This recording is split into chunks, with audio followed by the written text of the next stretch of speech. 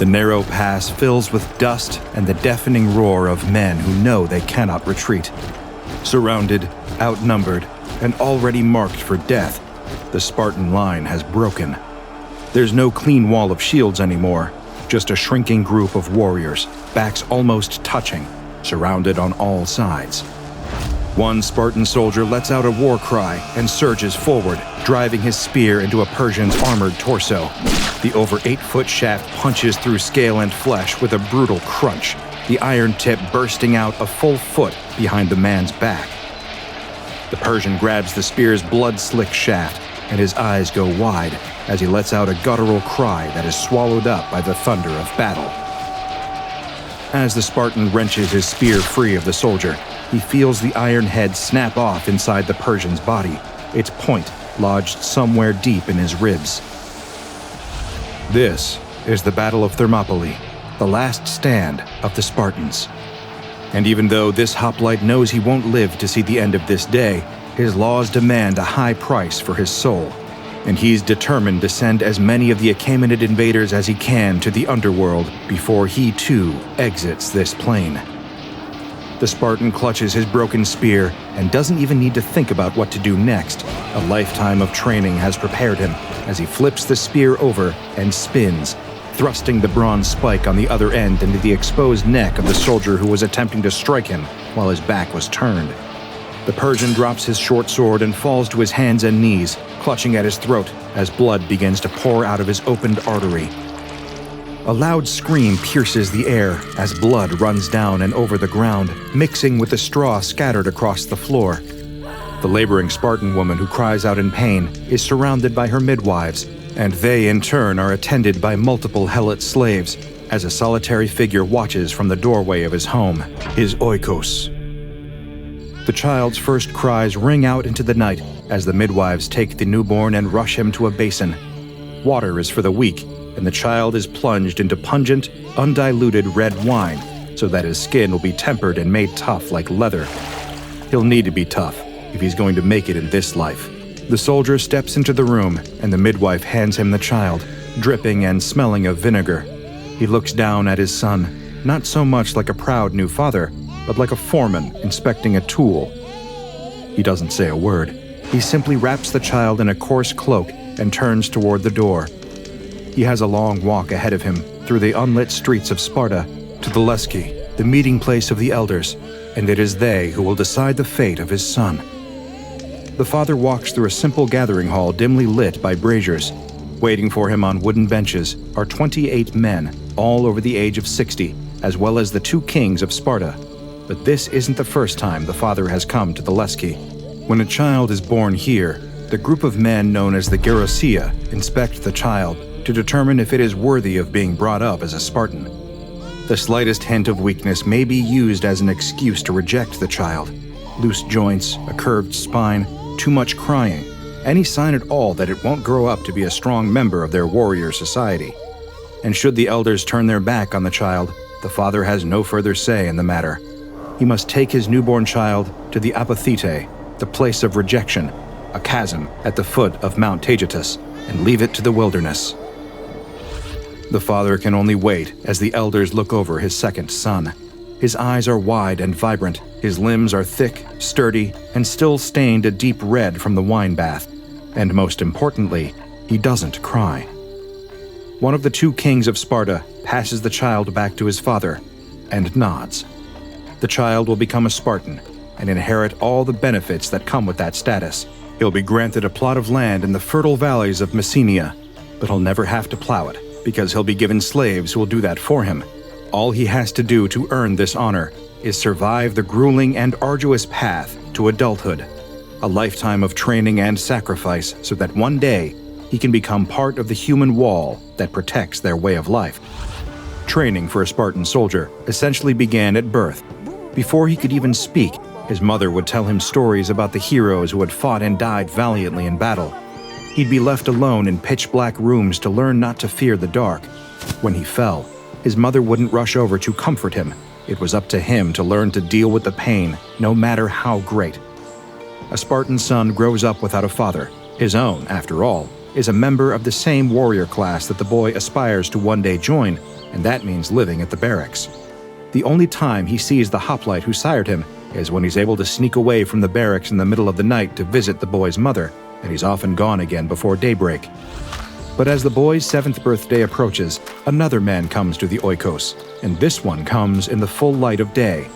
The boy's hair has grown long, never once cut since he was born, and his young body is already growing strong from the heavy chores and physical games he spends every day at. He's in the middle of splitting wood when his mother calls him into the house. Inside waiting for him is the Paidonomos, a title that roughly translates to the boy herder. He's come to collect the child because he is old enough to enter the next phase of his life. It's time for him to begin his training. The mother doesn't cry or plead with the Paidonomos to let her have more time with her child. As a woman of Sparta, this is her greatest honor. She gives her only son to the man without a hug or a kiss goodbye, but she does offer him some parting words. Placing her hand on his shoulder, she tells him that he must come back with your shield or on it.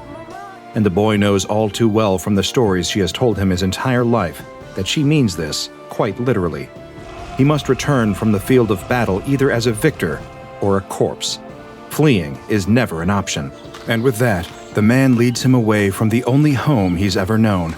For all intents and purposes, the boy's childhood is over. It's time for him to enter the Agoge. The Agoge, which translates to the leading or the guidance, was akin to a boarding school for future Spartan soldiers, a sprawling, state-run training regime that took place in the fields, the gymnasiums, and the barracks surrounding the city. This is where Sparta forged its elite warriors, and that process began from the moment one arrived. The first step was stripping away all identity. The boy's hair is shaved, and his childhood clothes are taken away, replaced by a simple tunic. From now on, the boy is part of an agella, a herd, a pack of boys looked over by a young man who had recently completed his own training, known as an iron. The iron carries a whip, and if a boy is slow, cries, or fails a task, the iron lashes him.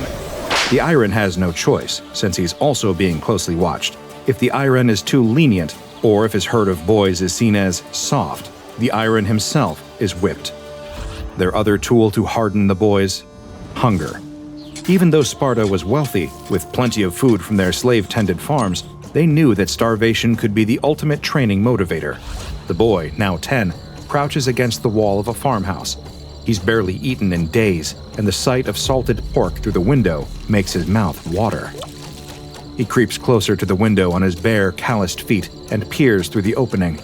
He watches the helot farmer inside turn away to tend to the fire and knows that this is his chance. In one lightning-quick motion, he vaults through the window, grabs the pork off the table, and is back through and outside again, all without making a single sound. He can't wait any longer, and there, sitting against the farmhouse wall in the light of the moon, he begins tearing into the salted pork with his teeth. But as he swallows his first bite, a dark shadow falls upon him. The helot farmer enters the barracks and tosses the boy onto the ground at the feet of his iron. The boy tries, but he's unable to hide the fear on his face. He knows he's facing a terrible punishment that night, not for stealing, but for getting caught. And the punishment will be extra severe due to the fear he displayed. In the future, he must accept his fate with a sterner face.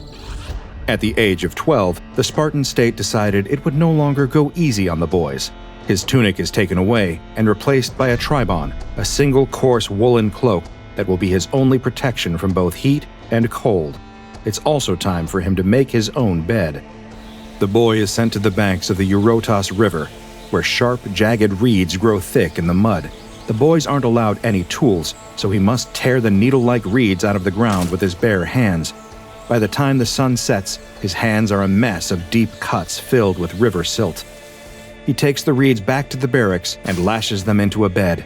The sharp reeds will ensure he never sleeps too soundly, since a soldier who sleeps too well is a soldier who can be surprised.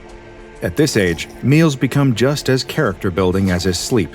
Gone are the relatively good, if unfilling, meals of his younger days, and along with his new cloak and his bed of reeds, the boy is introduced to the melos zomos, or black broth, a concoction of boiled pig's blood, salt, and vinegar. There's a legend that says a traveler from Italy once tasted it and remarked, "Now I know why the Spartans do not fear death. To die is better than to eat this.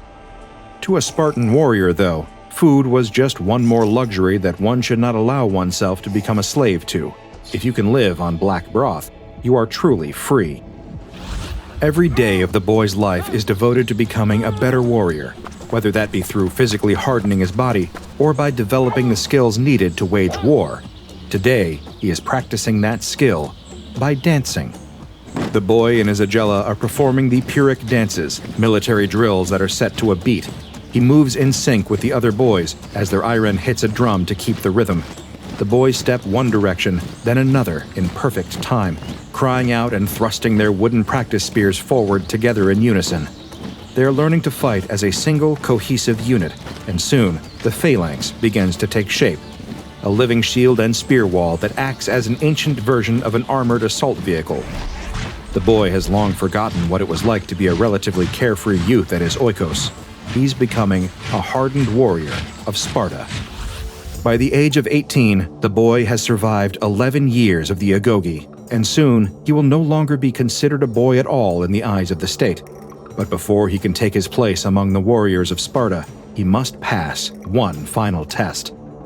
He moves through the olive grove as the setting sun turns the sky blood red, his training allowing him to pass between the trees without a sound. From the edge of the field, he watches a Helot farmer and his son finishing their work. The years of back-breaking labor have left the father bent and brittle, but the son has grown tall and strong. He laughs as he lifts a heavy sack of grain from his father's shoulders and carries it with ease. To his family, that strength is a blessing. But to Sparta, it is something very different. It's a threat. Spartans weren't the majority population in their own society. They were vastly outnumbered by the Helots they had enslaved, by possibly as much as 20 to 1.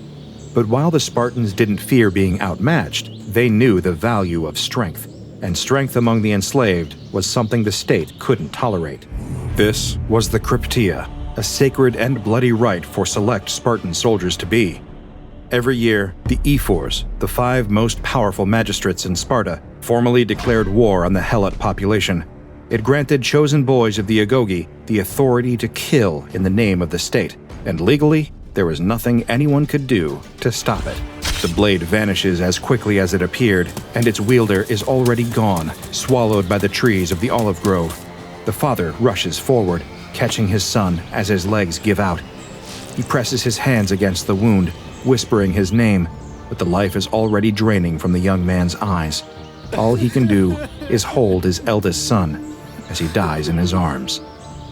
In the eyes of the Spartan state, this was a necessary legal action, a way to cull the herd of the Helots, eliminating their strongest before they had the chance to lead an uprising against their masters. And the Spartan boys who successfully completed the Crypteia by killing a prime-aged Helot could look forward to spending the next 2 years of their life as an iron, watching over their own flock of new boys until at the age of 20, they finally had the chance they had been waiting their entire life for. The young man, after 13 years of life in the Agoge, is ready to enter the mess hall, the Syssitia. This is where the fully minted soldiers of Sparta dine, but it is also where they undertook one of their most important duties, voting on whether to admit new members to their ranks. Each man in the Syssitia would take a piece of dough. If they approved of the candidate, they dropped it into a bowl as is, but if they had even a single doubt, if they thought the boy was a coward, a loudmouth, or just didn't have the Spartan spirit, they would squeeze that ball flat with their thumb. That was a black ball. The young man stands in the darkness outside the hall, waiting, as the bowl is passed from soldier to soldier inside. It reaches the final one, the veteran hoplite who has watched the young man since he took his first breath in the oikos 20 years before, who drops in his solid, round ball. The bowl is brought back out to the ephors. They reach in, sifting through the white balls of dough. Every single one is round. With a nod from the veteran, the young man is invited inside. He is no longer a part of the herd, but a Spartiate. He is given a seat at the table and finally sits with his fellow warriors to celebrate with a meal of black broth. But that seat comes with a price. He must now provide his monthly quota of barley, wine, cheese, and figs from his own estate. If he ever fails to pay, he loses his status. And of course, his most important job, he must protect the nation of Sparta at all costs, no matter how big the threat. And over the next 10 years, that threat would grow from a distant rumor into an existential nightmare. While he was growing from a boy in the Agoge to a full Spartan warrior, the Persian Empire was expanding across the ancient world. And in 490 BC, the great king Darius tried to add Greece to his collection. He landed at Marathon expecting the Athenians to crumble, but instead, the Greeks did the impossible. They broke the Persian line and sent the Invincibles screaming back to their ships. It was a humiliation the Persians would never forget. Darius is now dead, but his son, Xerxes, has inherited his father's grudge, and he's marched one of the largest armies the ancient world had ever seen out of Asia and into Europe in order to take what his father could not. As the Persian tide rolls south, city after city sees the dust clouds on the horizon and offers up earth and water, the ancient tokens of submission. Macedonia falls, then Thessaly surrenders. Soon, all that's left is the Peloponnese, anchored by the iron-willed city of Sparta. Xerxes expects them to submit just as the others had before, but he hasn't met men like these before. Men who spent their entire lives training for this exact moment when they would have to face sure death and laugh in its face. So when Xerxes sends his messengers ahead, promising that his arrows will be so numerous they will blot out the sun, he expects the Greeks to tremble. But instead, the Spartans, true to their training, give the most laconic response in human history. Then we shall fight in the shade. But just as the Persian juggernaut reaches the doorstep of Sparta, the warrior state is paralyzed by its own laws and traditions. It is the time of the Crypteia, a sacred festival dedicated to Apollo, and the priests have made it clear the gods demand peace. Even though they will almost certainly be destroyed if they sit and do nothing, to march the full Spartan army now would be a sacrilege, and the punishment one will face for crime against the gods is worse than anything that can happen on Earth. In any other city, a king would simply ignore the priests and march, but in Sparta, the law is everything. So one of the two kings of Sparta, Leonidas, finds a loophole. He won't march an army, he will lead a bodyguard. He selects 300 men for a mission he claims is merely a reconnaissance. The Spartan warriors know the truth, though, which is why Leonidas only chooses men for his bodyguard who have living sons. He knows that the men will likely never return, and by choosing fathers, he ensures that man's bloodline will remain to continue serving Sparta. The Spartan is now 30 years old, the absolute prime of a warrior's life. After decades of training, he now wears the full panoply, the heavy bronze breastplate, the greaves that protect his shins, and the iconic Corinthian helmet that turns his face into a terrifying, expressionless mask of metal. As the small band of warriors marches through the gates of Sparta with Leonidas, the citizens gather in silence. There's no cheering, only the heavy weight of what's to come. The Spartan warrior sees his own wife standing in the crowd, holding their young son. Nearby stands his mother. She's much older now, and at her side is the Spartan's father, watching him with the same intense stare he had as he watched the boy enter this world 30 years before. The Spartan warrior doesn't stop or break rank. He only offers a single, sharp nod in the direction of his family. As he marches past with the 299 other Spartans, his mother's voice cries out the same words he heard when he was taken to the Agoge. "Come back with your shield, or on it." The Spartans referred to this spot as the Hot Gates because of the sulfur springs that bubble up from the ground, and the geography here is a Spartan's dream. To the left, the jagged, unclimbable cliffs of the Calodromus Mountains. To the right, the churning waters of the Malian Gulf. In between was a strip of land so narrow that only a single wagon can pass at a time. This is where the Spartans will force Xerxes' army to confront them, with the pass limiting how many of his massive army can face them at once. Joined by roughly 7,000 allies from across Greece, including Thespians, Thebans, and Phocians, the small army begins its first task, rebuilding the old crumbling wall built by the local Phocians generations ago.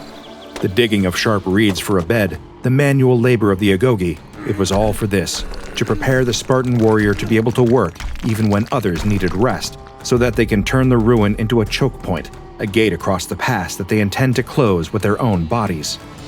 As they finish the wall, the horizon begins to change. A forest of dust rises from the north of the feet of hundreds of thousands of marching men. Then the Malian Gulf begins to fill, with hundreds, then thousands of Persian ships. Xerxes, the king of kings, has arrived with the pomp and circumstance of a living god. Seeing the small band of Greeks waiting for him and the hastily built wall, Xerxes decides to sit on his throne and wait. He expects the Greeks to run, to hide, to fall to their knees and beg for his mercy, but they do none of those. When he sends a horseman to scout their camp, he returns to tell the king that the Spartans are outside the wall, stripped to the waist, exercising and combing their long hair. Xerxes can only laugh, and turns to Demaratus, an exiled Spartan king now in his service, mocking these vain women. But Demaratus doesn't laugh.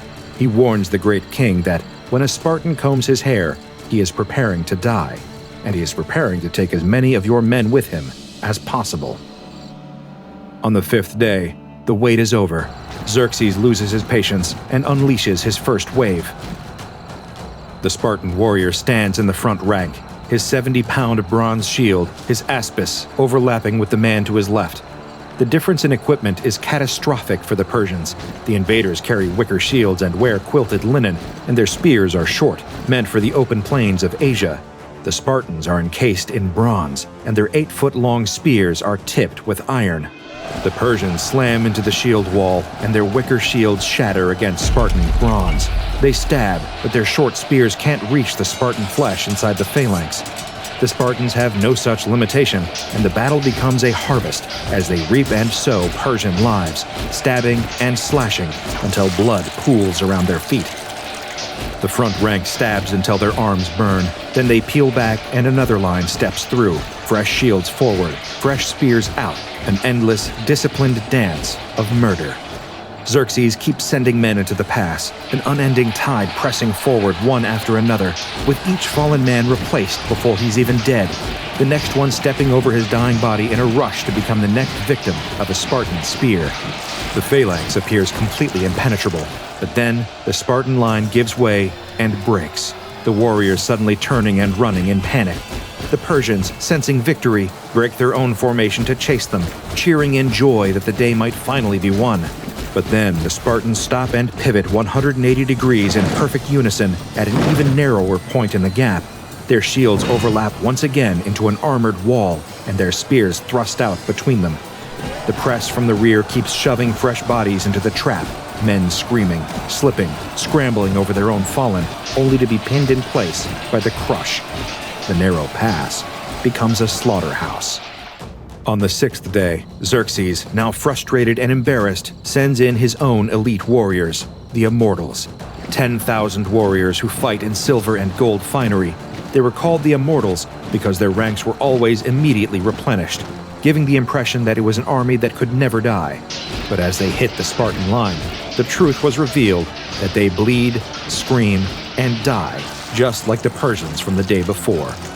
The dead so-called Immortals continue to pile up, just as the others had before them, and by sunset, the Persians are forced to climb over piles of their own dead just to reach the Spartan line. Another day passes with Xerxes' army unable to break the Spartans. It's another day of daring to hope that they might even survive to return to their homes, the farms, and their families. But then, in the dark of night, a time when Spartan warriors are supposed to be their most dangerous, an enemy finally manages to get the best of them. A local Greek named Ephialtes, hoping for Persian gold, reveals to Xerxes the existence of the Anopaia path, a goat track that leads over the mountains and behind the Greek position. Under the cover of night, the hidden path allows the Immortals to snake around the heights and behind the wall of the 300 Spartans. By morning, news has reached the Spartans that they are encircled. Leonidas knows the end has come. He orders the other Greek allies to retreat so they can fight another day. But he remains, and with him stay 700 Thespians, 400 Thebans, and the 300 Spartans. All of the warriors know that to stay is a death sentence, but there is never even a question of fleeing. They've been preparing for this moment since they were born. From the moment they were washed in the basin of wine, to the years in the Agoge, every hard night, every lash, was a down payment on this final, bloody debt. Because for a Spartan, life wasn't measured by the years lived, but by the glory of the ending. Knowing they are surrounded, the Spartans do the one thing the Persians never expected. They march out past their wall and into the widest part of the pass and invite the Persians to attack. There's no longer any thought given to survival. The Spartans only want to ensure the highest cost for their souls. Early in the day, King Leonidas falls, his armor pierced by 12 Persian shafts. 4 times the Persians charged to claim the trophy of the fallen king, and 4 times the Spartans pushed them away, beating back the army of Xerxes until their shields are battered and their spears broken. The Spartan warrior, one of the few still standing, tosses his own headless spear to the ground and draws his xiphos, his short sword, and continues to add to his number killed until his bronze blade shatters against a Persian helmet. He is left with nothing but his bare hands, teeth, and nail, but still he fights. The Persians, terrified to get within arm's reach of the remaining monsters, back away, realizing they won't break these men in a hand-to-hand fight. And so Xerxes gives the order. A rain of thousands of arrows descends, truly blotting out the sun. The Spartan warrior doesn't flinch or try to hide. He stands his ground, finally finding the shade he was promised. The Battle of Thermopylae is over. Xerxes has won, and 300 Spartans lie dead in the bloody-soaked mud of the hot gates. But even as Xerxes stands atop the mound of Greek corpses, he'll soon realize that while he has won the battle, he has lost the war. His army continues south, reaching a deserted Athens, where they burn its temples to the ground, but the victory is hollow. The Spartan sacrifice has bought enough time for the Greeks to take to the sea. At the naval battle of Salamis, the Athenian fleet lures the Persian navy into a trap and crushes the Persians. Xerxes flees back to Asia in fear, leaving his general, Mardonius, to finish a job that has suddenly become impossible. The final crushing blow comes 1 year later at the Battle of Plataea. This time, it isn't just 300 men holding a gate, it is the full, terrible weight of the Spartan war machine. Thousands of Spartiates finally land in the open sun, locked shield to shield, ready to break an empire. Today, the hot gates look different. The sea has receded miles away, and the narrow pass is now a wide plain. But in the center of the site stands a simple, weathered stone monument that marks the spot where the Spartan brothers made their stand, with the words, "Go tell the Spartans, stranger passing by, that here, obedient to their laws, we lie." I hope you enjoyed this trip back to ancient Sparta, and if you want to see more videos like this one where we jump into some of the most brutal moments in history, then please like the video, subscribe, and tell a friend, because small but little actions like those will last through the course of history, and help to make more of these videos happen. Oh, and be sure to tell me where we should go next on Dr. Bob's Brutal History.